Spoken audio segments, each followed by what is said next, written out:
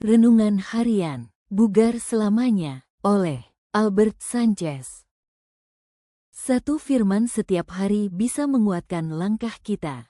Mari ikuti Renungan Harian. Renungan hari ini berjudul, Kekuatan Latihan Dini. Dengan ayat inti berbunyi, didiklah orang muda menurut jalan yang patut baginya, maka pada masa tuanya pun tidak akan menyimpang daripada jalan itu. Amsal 22 ayat 6. Dan nenek dari anak-anak kami untuk sebuah kunjungan, kami ingin sarapan dengan cepat karena kami punya rencana khusus untuk hari itu. Nenek berbaik hati membuat oatmeal dengan susu, gula, dan kismis. Saya mulai makan dengan cepat agar kami bisa segera pergi. Kedua anak gadis kami, berusia sekitar 4 dan 2 tahun, juga memulai untuk makan. Tetapi kemudian saya perhatikan bahwa yang lebih tua sudah berhenti makan.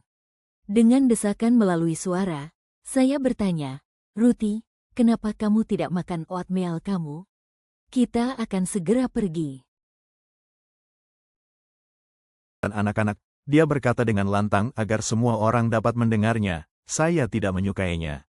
Saat-saat yang tidak terduga dan memalukan seperti ini adalah hal yang sulit. Naluri awal saya adalah untuk segera menenangkannya, tetapi gantinya saya bertanya, "Kenapa kamu tidak suka oatmealnya?" Tanpa ragu-ragu dia dengan lantang menjelaskan, ada gula di dalamnya. Saya sering makan oatmeal dengan gula berkali-kali di masa lalu, jadi hidangan ini tidak aneh bagi saya. Tetapi anak-anak kami tidak pernah mengonsumsi gula dalam oatmeal mereka. Mereka akan menggunakan pisang, kismis, atau buah lainnya, dan tidak menyukai rasa gula dalam oatmeal mereka. Sungguh sebuah pelajaran bagi saya. Anak-anak kami telah bersesuaian dan menikmati kebiasaan makan yang mungkin dianggap membatasi oleh orang lain. Tidak ada hukum moral yang mendukung atau menentang gula dalam oatmeal, namun hukum kesehatan menyarankan bahwa lebih sedikit gula adalah lebih baik. Apakah anak-anak kami dirampas akan hal itu? Tentu saja tidak. Rata-rata orang di Amerika makan sekitar 35 sendok teh gula per hari, atau sekitar 18% dari total kalori mereka.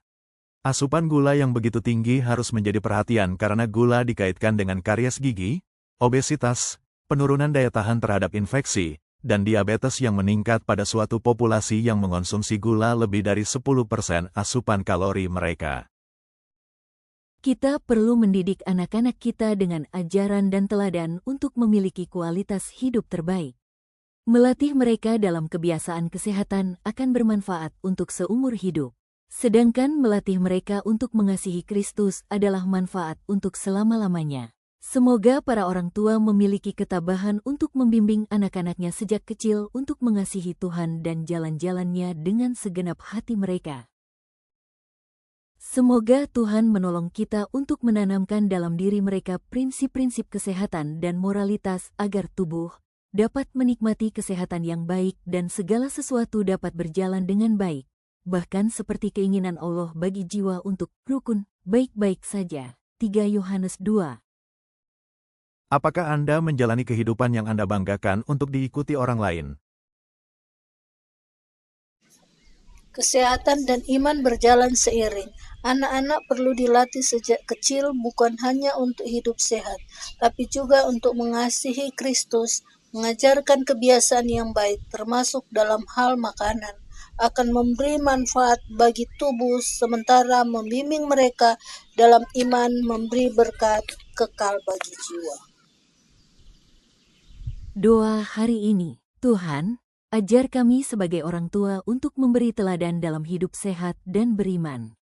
Tolong kami menuntun anak-anak kami untuk mencintai Engkau dan berjalan di jalan-Mu dengan segenap hati. Jadikan keluarga kami sehat, kuat, dan setia kepadamu. Amin.